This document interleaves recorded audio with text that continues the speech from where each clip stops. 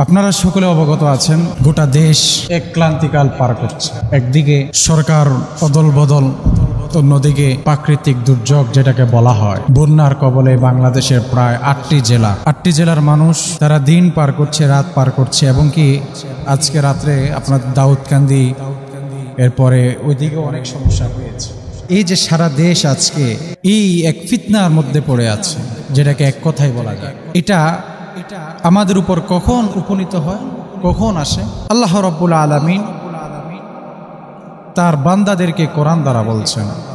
আল্লাহ বলছেন, আউযু বিল্লাহি মিনাশ শাইতানির রাজীম। যাহারাল ফাসাদু ফিল বাররি ওয়াল বাহরি বিমা কাসাবাত আইদিন নাস। আল্লাহ বলছেন, যাহারাল ফাসাদু ফিল বাররি ওয়াল বাহরি বিমা কাসাবাত আইদিন নাস। তোমরা এই আসমানের নিচে, জমিনের উপরে যত ফিতনা দেখো, যত ফিতনা দেখো। ফিতনা শব্দের অর্থ কি? পরীক্ষা। কি পরীক্ষার আরেকটা ইয়া আছে, সেটা হচ্ছে ইমতিহান। তো ফিতনা এটাকেও পরীক্ষা বলে। বিশেষ করে আল্লাহ তাআলা বান্দাদেরকে পরীক্ষায় উপনীত করেন। আর যেটাকে আযাব বলা হয়, যেটাকে গজব বলা হয়, সেটাকে আবার ফিতনা বলা হয় না। সেটা একটা জাতিকে আল্লাহ তাআলা ধ্বংস করে দেন আযাব দিয়ে, গজব দিয়ে। সম্মানিত উপস্থিতি, আল্লাহ বলছেন, এই আসমানের নিচে, জমিনের উপরে তোমরা যতগুলো ফিতনা দেখো, সবগুলো ফিতনা তোমরা নিজের হাতে কামাই করেছো। কি করেছো? কামাই করেছো। এগুলো সব তোমাদের নিজের হাতে কামাই। আমি আল্লাহ চাই না আমার বান্দারা কষ্ট করুক। আমি আল্লাহ চাই না এই জীব জন্তু। আমি আল্লাহ মাঝে মধ্যে তোমরা যখন অনেক গুনাহ করো, মাঝে মধ্যে যখন দেখি মসজিদে আজান হয়েছে, মাত্র 3 জন মুসল্লি মসজিদের দিকে দৌড়ায় আর বাকি সবাই বাজারে গল্প করে, তখন আমি আল্লাহ সাথে সাথে আমি আল্লাহ চাইলে পারি এই দুনিয়াকে আযাব দিয়ে ধ্বংস করে দেই। কিন্তু আমি আল্লাহ কেন করি না জানো?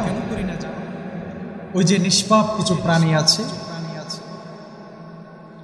ওই যে নিষ্পাপ কিছু প্রাণী আছে, তারা আমি আল্লাহর কাছে আরজি পেশ করে, হে আল্লাহ, তোমার নফরমান বান্দা যাকে তুমি এত কিছু দিয়েছো, যাকে তুমি জবান দিয়েছো, যাকে তুমি হাত দিয়েছো, পা দিয়েছো, এতগুলো অঙ্গ প্রত্যঙ্গ দিয়েছো, সে বান্দা তোমার ইবাদত করে না। হ্যাঁ, তুমি আমাকে সেজদার মধ্যে রেখে দিয়েছো, আমি সেজদার মধ্যেই পড়ে আছি। তুমি আমাকে দাঁড় করিয়ে রেখেছো, আমি দাঁড়িয়ে আছি। তুমি আমাকে যেভাবে রেখেছো আমি সেভাবে আছি। আমি তো তোমার নফরমানি করি নাই, তুমি তার কারণে আমাকে কেন তুমি আযাবের মধ্যে ফেলবা? আল্লাহ তাআলা শুধুমাত্র এই জীব জন্তুগুলোর কারণে আল্লাহ তাআলা আমাদেরকে অনেক মাফ করে দেন, অনেক ছাড় দিয়ে দেন। আমরা বুঝি না এই ফিতনা আল্লাহ তাআলা আমাদেরকে উপনীত করেছেন। এক পরীক্ষার মধ্যে আমরা আছি। আল্লাহর কাছে আমরা এতটুকু কামনা করি, আল্লাহ যদি আপনি আমাদেরকে পরীক্ষার জন্য দেন, আপনার বান্দাদেরকে আল্লাহ আপনি পরীক্ষা করবেন। ইয়া আল্লাহ, আমরা আপনার পরীক্ষার সামনে আমরা দুর্বল, আমরা আপনার পরীক্ষা উত্তীর্ণ হতে পারবো না। আচ্ছা, আমাদের পরীক্ষা উত্তীর্ণ হওয়ার মধ্যে কি ঈমান আছে আমাদের? বলেন, কি ঈমান আছে যে আমরা আল্লাহ তাআলা আমাদেরকে ফিতনা পরীক্ষা করবেন আর আমরা জয়লাভ করব? কি পরিমাণ ঈমান আছে আমার কাছে? বলেন, একটু ঝড় আসলে, তুফান আসলে মসজিদের দিকে আসতে পারি না, তো এই ঈমান দিয়ে আমি কিভাবে, কি হবে এই ঈমান দিয়ে? কিভাবে আমি এই ঈমান দিয়ে ফিতনার সাথে লড়াই করব? যে ঈমান একটু অভাব সামনে আসলে সুদ থেকে দূরে রাখতে পারে না, সেই ঈমান দিয়ে আমার কি হবে? সেই ঈমান দিয়ে আমার কি হবে? সেই ঈমান দিয়ে আমার কি ফায়দাটা হবে? কি পরীক্ষাটা দিব আল্লাহর কাছে? ঈমান দিয়ে আমি আমরা সেই ঈমান দিয়ে আমরা কি আল্লাহর কাছে কি নিয়ে দাঁড়াবো আল্লাহ পাক ভালো জানেন। সম্মানিত উপস্থিতি, যে কথা মূলত বুঝাতে চেয়েছিলাম, আমাদের ঈমানের অনেক ঘাটতি রয়েছে, আমাদের ঈমানে অনেক ঘাটতি রয়েছে।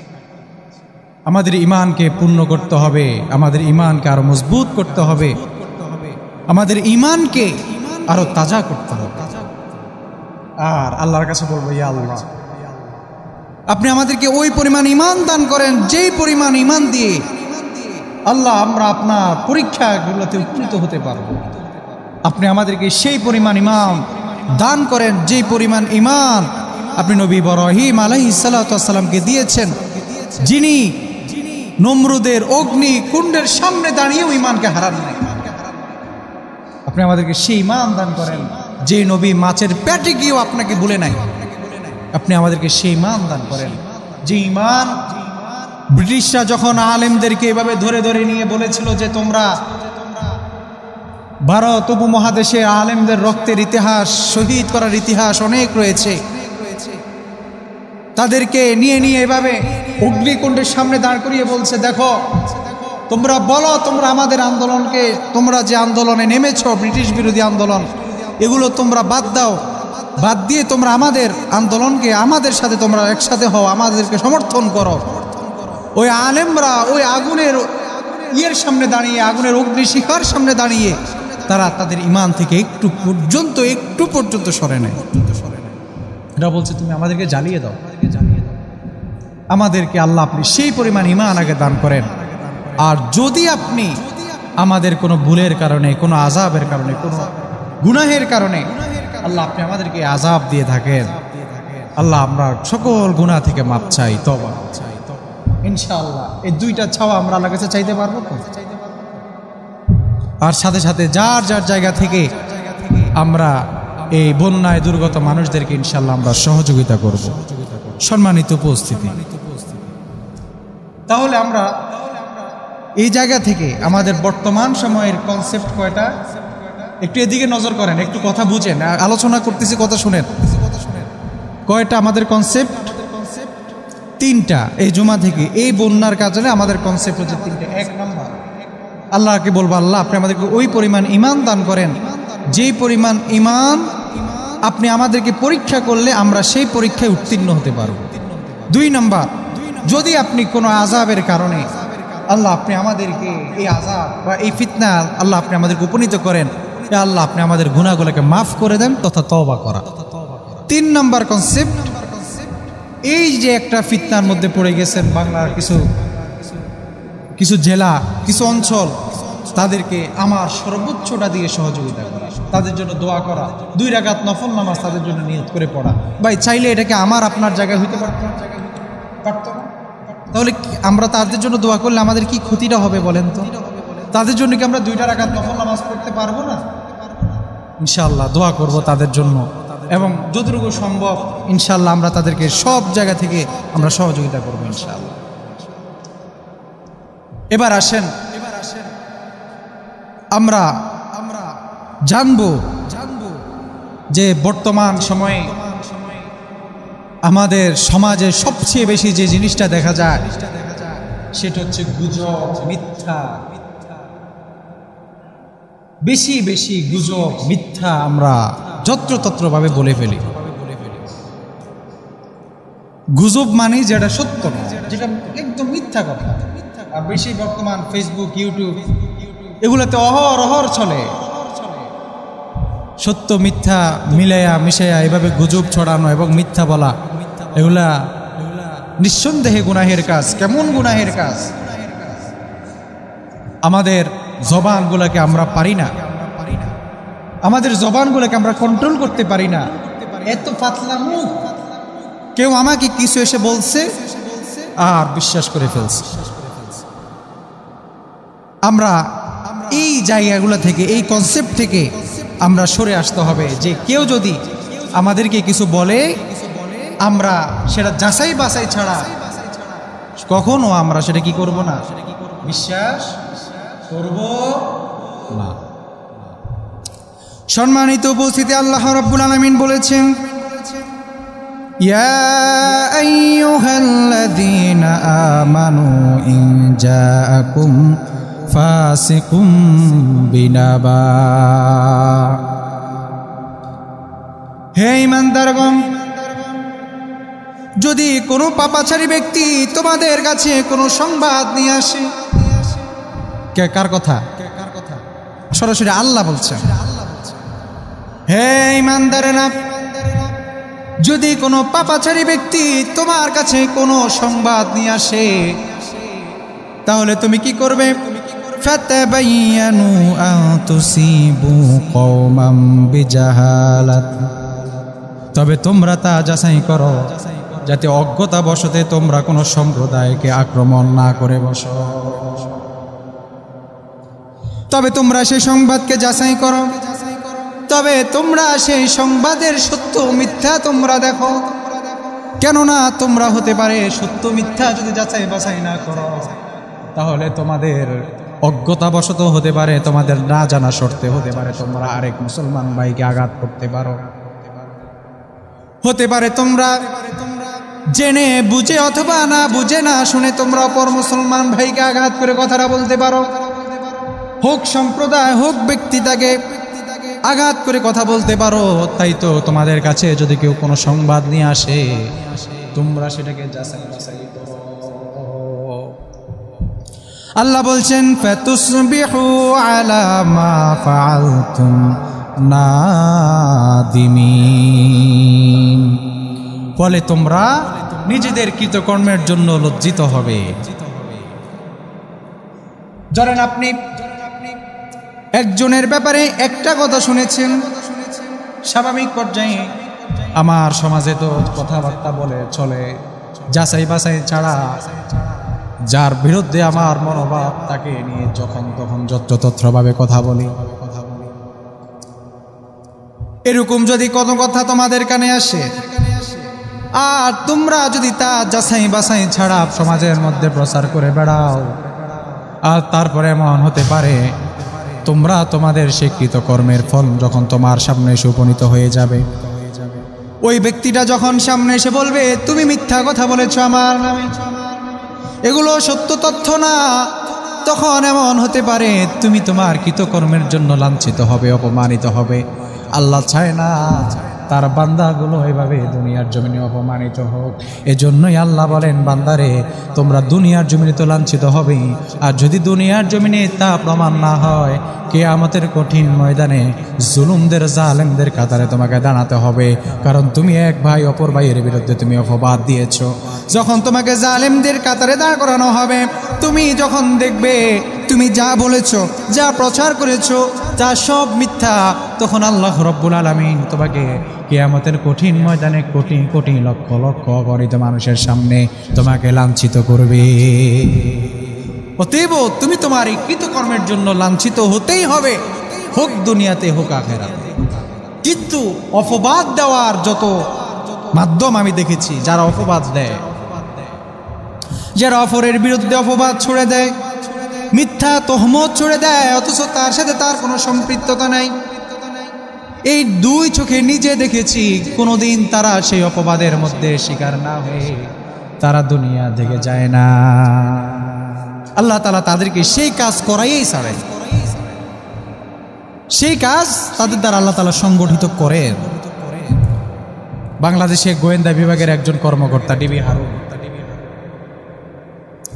স্বাভাবিক ছোট্ট মানুষ, সাইজে ছোট, এমনি বয়স বেশি, 27 বছর, প্রায় 27-28 বছর হবে। নাম জানেন রফিকুল ইসলাম মাদানী, সবাই চেনেন না? এত ছোট্ট একজন আলেম, ওনারে গ্রেফতার করে গুম করে মতিঝিল নিয়ে ওনাকে বসিয়ে নারীকে জোরপূর্বক বলছে, আমাকে গালিগালাজ করে আমার হাতে সিগারেট ধরিয়ে দেওয়া হয়েছে। সিগারেট ধরিয়ে দিয়ে তারা কয়েকজন ছবি তুলতেছে। আমার সাথে একজন নারীকে জোর করে বসিয়ে সেই ছবি তারা তুলে আদালতে দিল। দেখেন, সে আলেম নামেও দুশ্চরিত্রওয়ালা। কয় বছরের সময়, কয়দিন পার হয়েছে, সে হারুনের উলঙ্গ করে আল্লাহ তাআলা তার জাতির সামনে তাকে উপস্থাপন করেছে। পুরো আল্লাহ তাআলা তার সব কিছুকে জাতির সামনে ওপেন করে দিয়েছে। অপবাদ দিয়েছ, আরেকজনের বিরুদ্ধে অপবাদ দিয়েছ, আল্লাহ তাআলা তোমাকে সেটাই করে দেখিয়েছে। এজন্য কোনোদিন কোনো সময় কোনো ব্যক্তির ব্যাপারে, হোক আলেম হোক জাহেল হোক যেই হোক, ফাসিকও যদি হয়, কাফেরও যদি হয়, হিন্দুও যদি হয়, তার ব্যাপারে কোনো কথা বলার আগে 1000 বার যাচাই করবেন। অপবাদ দিবেন না, অপবাদ দিবেন না। সমাজের কিছু পাবলিসিটি মাইক আছে, এদের পাওয়ার এত বেশি, এদের মুখের মাইকেরও এত শক্তি নাই। কোনো একটা খবর কানে আসছে, ঘুরে ঘুরে ঘুরে ঘুরে ঘুরে ঘুরে পুরো বাজার করে। আল্লাহ হেফাজত করুন। এটা যে কিয়ামতের দিন কি জবাব দিবে আল্লাহর কাছে, আমি মাঝে মধ্যে চিন্তা করেও পাই। আল্লাহ মাফ করুক, আল্লাহ মাফ করুক। যখন আপনাদেরকে কেউ এরকম কথা বলবে, আপনি বলবেন ভাই কি দরকার, বলেছেন কি ফায়দাটা হয়েছে, কোনো ফায়দা হয়েছে? যদি বলেন না, তাহলে ভাই আপনারটা আপনি নিয়ে থাকেন, আমাকে বলেন। এসব কথায় কান দিতে যিনি নিষেধ করেছেন তিনি কে? নবী মুহাম্মদুর রাসূলুল্লাহ সাল্লাল্লাহু আলাইহি ওয়াসাল্লাম। তিনি বলেছেন, যখন তোমার কাছে কেউ আসবে এরকম গীবত বলবে, তুমি তার জবানকে বন্ধ করে দাও। পারলে যদি সে তখনও তার মুখকে বন্ধ না করে, তুমি তোমার কানে তুমি তুলা দিয়ে তুমি তোমার কানকে বন্ধ করে দাও। এরপরে আরেক মুসলমান ভাইয়ের দোষ তুমি শুনতে চাইও না। কিন্তু আজ সমাজে এটা সবচেয়ে বেশি, এটার শাস্তি কতটা ভয়াবহ আল্লাহ পাক ভালো জানেন। কিন্তু এই মিথ্যা অপবাদ থেকে আমাদেরকে বেঁচে থাকতে হবে। সম্মানিত উপস্থিতি, এই আয়াতের শানে নুজুল লিখেছেন হযরত হাফেজ ইবনে জারির রাহিমাহুল্লাহু তাআলা। তিনি এই আয়াতের শানে নুজুল লিখতে গিয়ে তিনি বলেছেন, নবীজি সাল্লাল্লাহু আলাইহি সাল্লাম সাহাবী ওয়ালিদ ইবনে উকবা রাদিয়াল্লাহু তাআলা আনহুকে আরবের বিখ্যাত গোত্র, আরবের বিখ্যাত একটি বংশ বনু মুত্তালিকের কাছে পাঠান যাকাত। আল্লাহ রাসূল সাল্লাল্লাহু আলাইহি সাল্লাম কিছু যাকাত সংগ্রহ করেছেন এবং ওই বংশের মানুষ স্বভাবের মধ্যে আছেন। রাসূলুল্লাহ সাল্লাল্লাহু আলাইহি সাল্লাম সে গোত্রের কাছে কিছু যাকাতের অর্থ পাঠিয়েছেন তার মাধ্যমে। সে যখন রাসূলুল্লাহ সাল্লাল্লাহু আলাইহি সাল্লামের সাহাবী ওয়ালিদ ইবনে উকবা রাদিয়াল্লাহু তাআলা আনহু যখন তাদের এলাকায় প্রবেশ করবেন, এমন অবস্থায় দেখতে পারলেন যে বনু মুত্তালিকের কিছু বংশের লোকেরা এভাবে সামনে দাঁড়িয়ে আছে। সাথে সাথে হযরত আব্দুল্লাহ ইবনে উকবা ওয়ালিদ ইবনে উকবা রাদিয়াল্লাহু তাআলা আনহু তিনি যখন দেখছেন এরকম অবস্থা, তিনি সাথে সাথে মদিনায় আবার ফিরে আসলেন।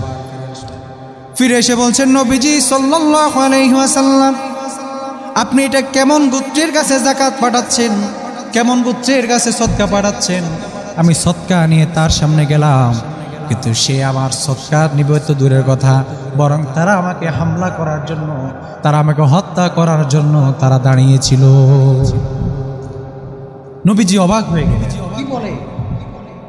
তাদের কাছে আমি সদকা পাঠিয়েছি, যাকাত পাঠিয়েছি, তারা তোমাকে হত্যা করবে?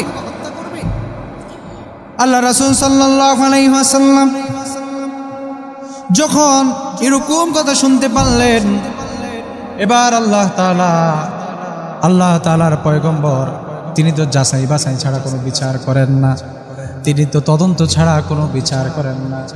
তৎকালীন সময়ে যারা তদন্তকারী কমিটি ছিল, তারা তো আর এই জামানার তদন্তকারী কমিটির মতো না, ঠিক না?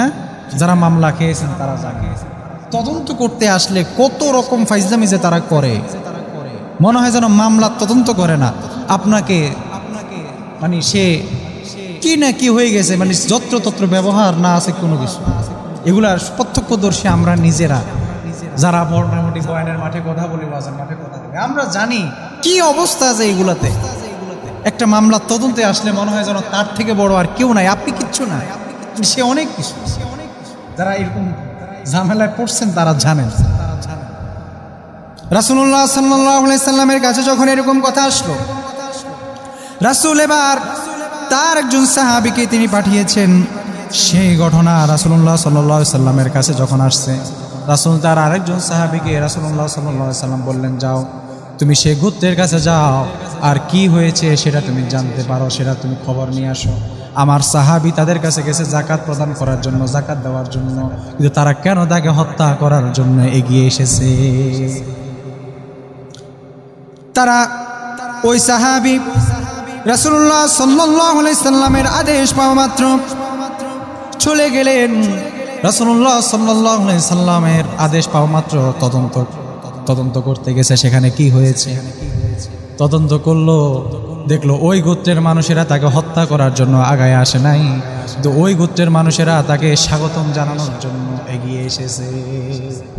কি স্বাগত জানানোর জন্য এগিয়ে আসছে, আর সে মনে করছে আমারও হত্যা করার জন্য এগিয়ে আসছে। সে দৌড়ে রাসূলুল্লাহ সাল্লাল্লাহু আলাইহি সাল্লামের কাছে চলে আসছে।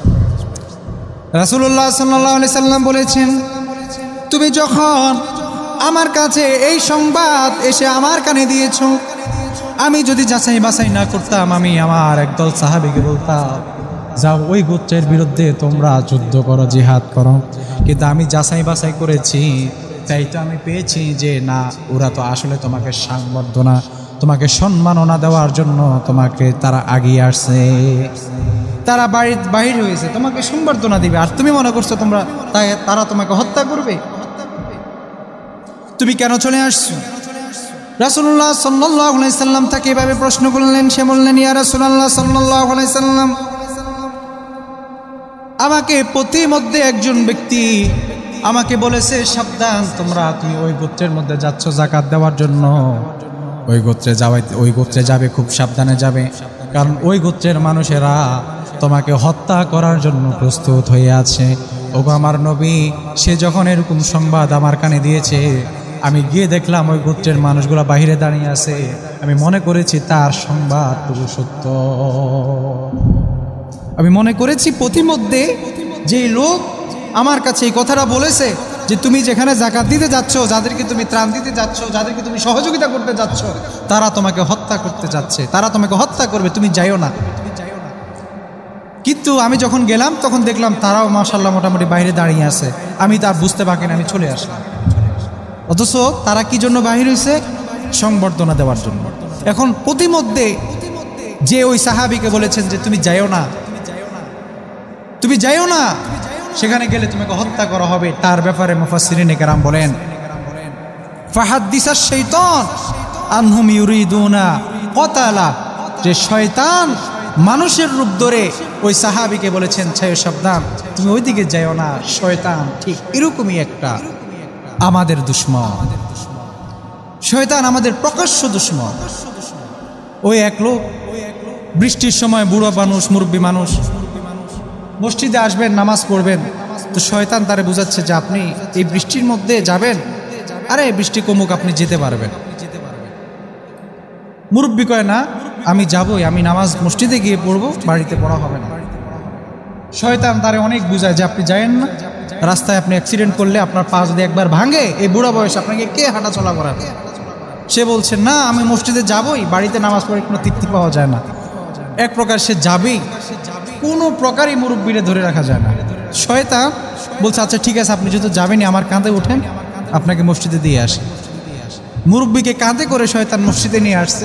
আরেক শয়তান দেখছে, বলছে আজকে দেখবা, আজকে তুমি মানুষকে মসজিদ থেকে দূরে সরাইবা, আর তুমি কাঁধে করে মুসল্লি নিয়ে যাও মসজিদে, আজকে খবর আছে, যাই হোক।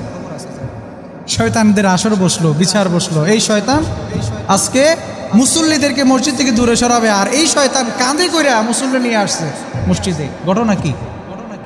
শয়তান বলতেছে, আরে ভাই তোমরা বুঝবো কি, এই মুরব্বীকে আমি অনেকক্ষণ বুঝাচ্ছি যে আজকে বৃষ্টি আসতেছে, প্রচুর বৃষ্টি, পথঘাট খারাপ, আপনি যাইয়েন না, আপনি পড়ে যাবেন। কিন্তু সে বুঝে না, সে যাবেই।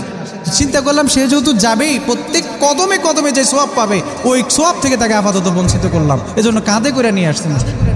ওই সোয়াবটা তার পাইল না। শয়তান হচ্ছে এতটা সূক্ষ্ম, শয়তান চায় আমার আপনাকে ঠিক এইভাবে আমল থেকে বঞ্চিত করতে। সে চায় কিভাবে আপনাকে আমল থেকে বঞ্চিত করা যায়, আর কিভাবে আপনাকে ফিতনার মধ্যে ফালানো যায়।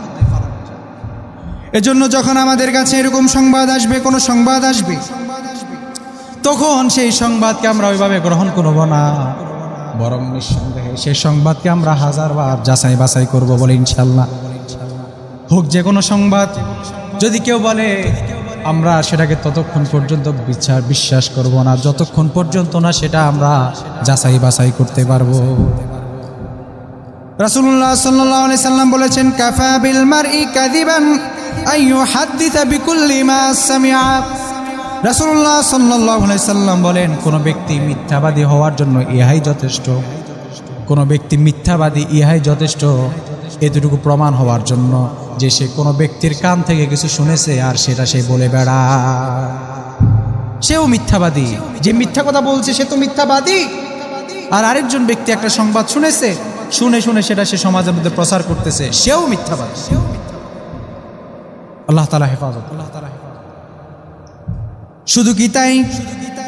এজন্য আমাদেরকে মহান রব বলেছেন, তোমরা এই সকল গুনাহ থেকে, মিথ্যা সকলখুরি থেকে তোমরা নিজেকে বাঁচায় রাখো। যদি বাঁচায় রাখতে পারো তাহলে তোমার জন্য রয়েছে উত্তম জান্নাত।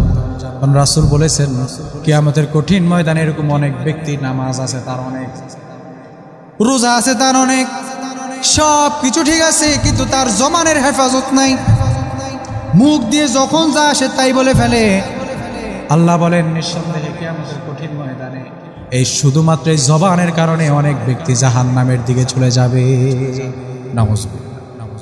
সব ঠিক আছে, তার আমল, আখলাক, আদব কোনো দিক থেকে তার কমতি নাই, কিন্তু একটু ফডর ফডর করে আছে না?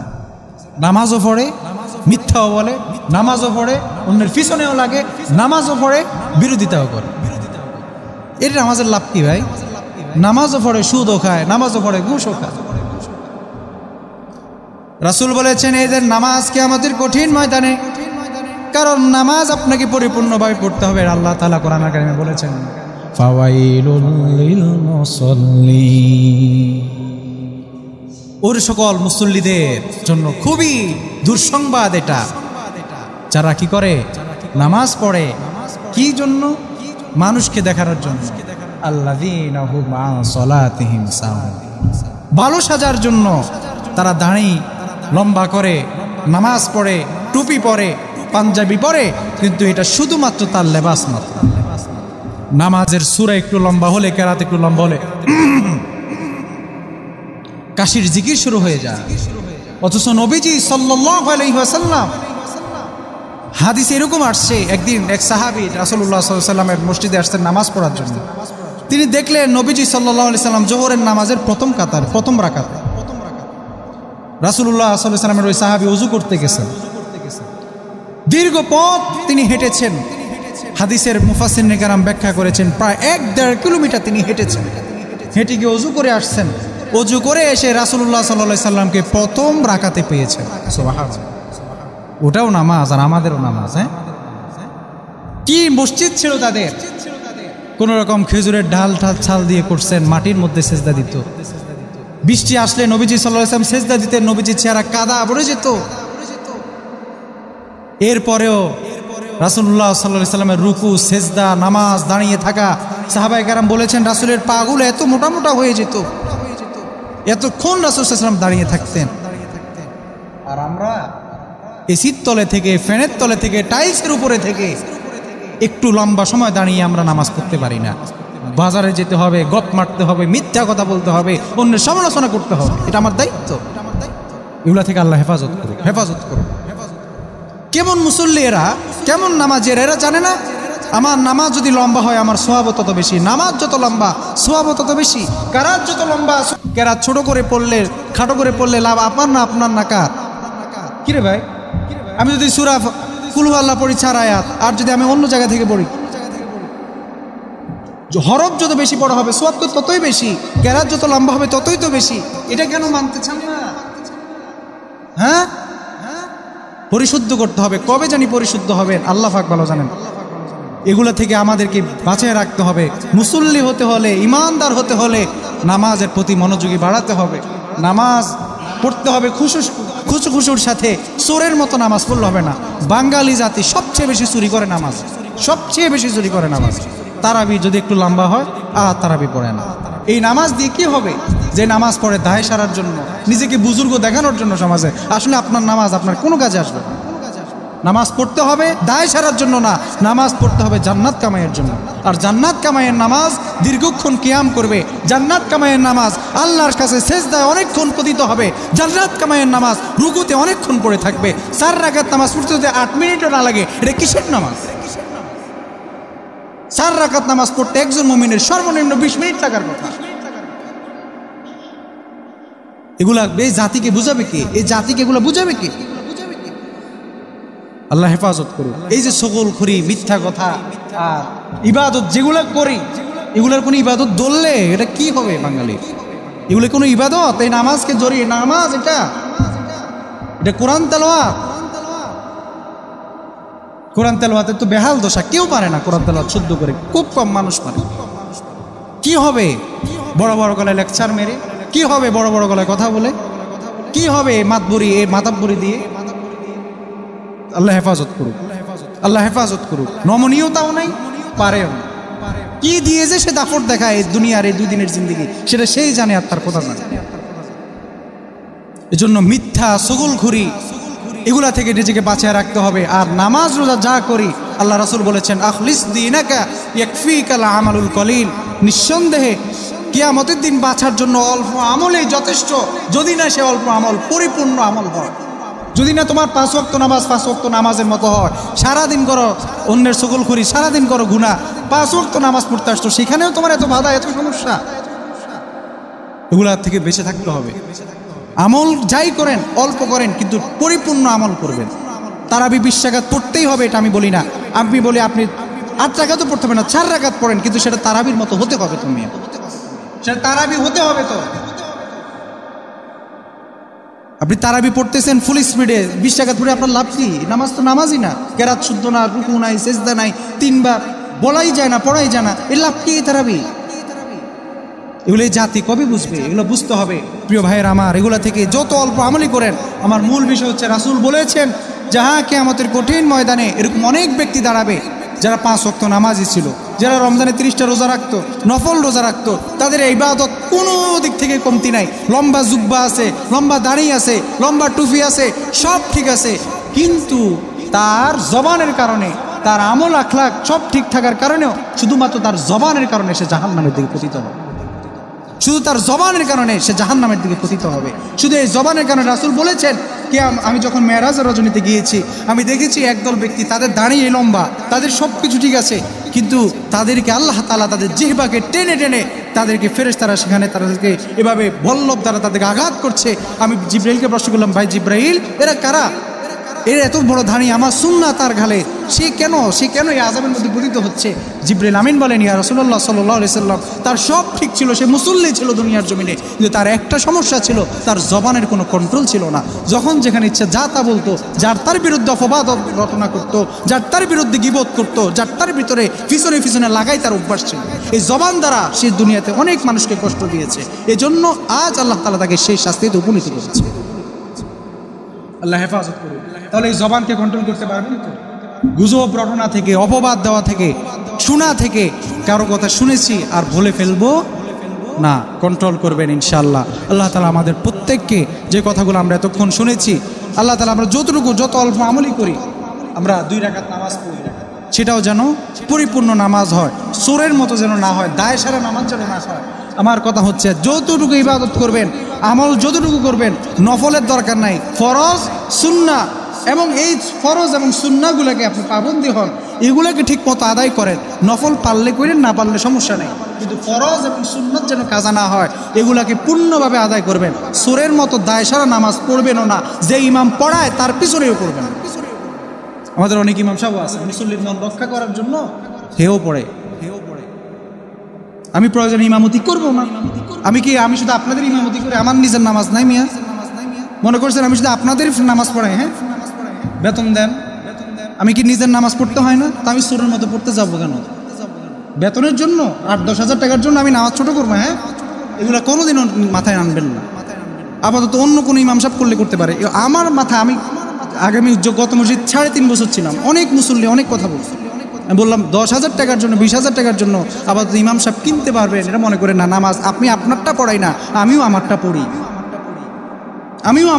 আমি কেন নামাজ ছোট করবো? আমার নামাজ হবে রাসূলুল্লাহ সাল্লাল্লাহু আলাইহি ওয়াসাল্লামের মতো তো হবেই না, কিন্তু আমি ওনার থেকে যতটুকু শুনেছি আমি ততটুকু দিয়ে আমার নামাজ পড়ি। আমার নামাজের কেরাত হবে লম্বা, আমার নামাজের রুকু হবে লম্বা, আমার নামাজের সেজদা হবে লম্বা। চোরের মতো কিসের নামাজ? আমি কি চুরি করতে আসছি আল্লাহর ঘরে? আমি দুনিয়াতে কাজ করতে গেলে তো চোরের মতো করি না, তাড়াহুড়া করে করি না, সব ঠিকঠাক, সব স্লো চলে, নামাজে কে তো স্পিড। এজন্য আমাদেরকে শক্ত হতে হবে। এই আমলের ক্ষেত্রে অল্প আমল করব তো খালেস নিয়ত করবো, আর জবান হেফাজত করবো। জবান হেফাজত করব, যত্রতত্র মুখে যা আসে তাই বলবো না। অনেক কথার কারণে মানুষ ঈমান হারাও হয়ে যায়, অনেক কথার কারণে মানুষ ঈমান হারা হয়ে যায়, অনেক কথা বলার কারণে মানুষ ঈমান হারাও হয়ে যায়। এজন্য জবান হেফাজত করবেন। জবান খুব দামি একটি সম্পদ। জবান আপনাকে চাইলে তৎক্ষণাৎ কালেমা পড়ে মুমিনও বানাতে পারে। জবান আপনাকে চাইলে কোনো আমলের বিরুদ্ধে আপনি আমল করতে পারেন না। ধরেন আমি আপনাকে বলেছি আপনি সুদ খেয়েন না, এটা আপনি বলছেন এই হুজুর ভাই সুদ কি হারাম নাকি? আপনি যখন আমলের ক্ষেত্রে, বলার ক্ষেত্রে, নসিহার ক্ষেত্রে আপনি প্রশ্ন তুলে দিয়েছেন, আপনার ঈমান শেষ। আপনি আপনাকে বলেছি যে আপনি টুপি মাথায় দেন, আপনি আমাকে বললেন যে মিয়া টুপি মাথায় দেবে কেন, মাথা গরম হয়ে যায়। আপনি পারেন না, আপনি যদি বলেন হুজুর ঠিক আছে ইনশাল্লাহ বাপ চেষ্টা করবো, সেটা হলো একই থেকে। আপনি অপারগতা স্বীকার করতেছেন, আপনি মাতব, আপনি তর্ক করতে হবে। আপনি তখন যদি আমাকে ধমক দেন এই মিয়া টুপি না বললে মাথা গরম হয়ে যায়, তার সাথে সাথে আপনার ঈমান শেষ, কারণ আপনি রাসূলুল্লাহ সাল্লাল্লাহু আলাইহি ওয়াসাল্লাম একটা সুন্নাহকে অবজ্ঞা করেছেন। জবান দিয়ে যে কোনো কথা বলবো, জবান আমাকে ঈমানদারও বানায়। এই জবান আমি কালেমা পড়ে মুসলমান হয়েছি, আবার এই জবান দ্বারা অনাকাঙ্ক্ষিত কথার কারণে আমি বেঈমানও হতে সময় বেশি লাগবে না। এই জন্য জবান হেফাজত করবেন, জবান হেফাজত করবেন, জবান হেফাজত করবেন। রাসূল বলেছেন, আমি আগেই বলেছি, এরকম অনেক আমল আছে কিন্তু সে তার জবানের কারণে সে জাহান্নামে যাবে। যা তা বলবেন না, যা তা করবেন না, যা তা প্রচার করবেন না। আল্লাহ তাআলা আমাদের প্রত্যেককে এই আমলগুলো করার তৌফিক দান করুন। যতটুকু আমল করবো সেটা খালিস নিয়ত করার তৌফিক দান করুন। আমিন। ওয়া আখিরু দাওয়ানা আলহামদুলিল্লাহি রাব্বিল আলামিন। আসসালামু আলাইকুম ওয়া রাহমাতুল্লাহ।